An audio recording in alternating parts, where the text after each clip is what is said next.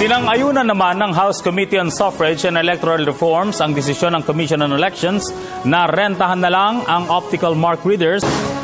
Muling iginit ni Pangulo Aquino gamit ang pamahalaan sa pondo ng bayan. Ipinahayag ito ng Pangulo sa aligasyon na ilang kritiko.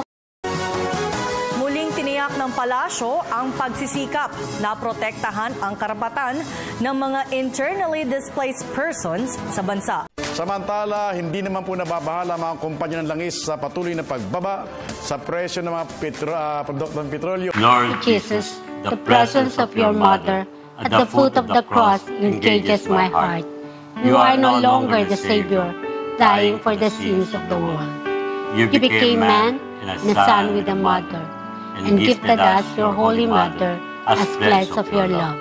O blessed Savior, who in your hour of greatest suffering expressed compassion for your mother, grant that we, who seek to follow your example, may show our concern for the needs of others, reaching out to provide for those who are forgotten in our human family. Father, we see Jesus' example of love and responsibility.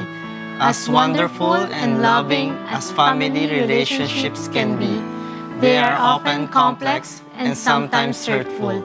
We ask you to help us to sort them out. Show us how to love you. At the same time, we love our family members. Give us the divine wisdom that we need so that we can love as Jesus loves. In His name, Amen. Araw-araw pong tumutok sa Balitang Hali, Lunes hanggang Linggo, tuwing alas 12 in punto para sa mga balitang walang kinikilingan, walang pinoprotektahan. Walang kasinungalingan, serbisyong totoo lamang. Mula sa Tahanan ng Katotohanan, Mariz Umali po. At ako po si Jun Veneracion, kami inyong makasalo dito sa Balitang Hali.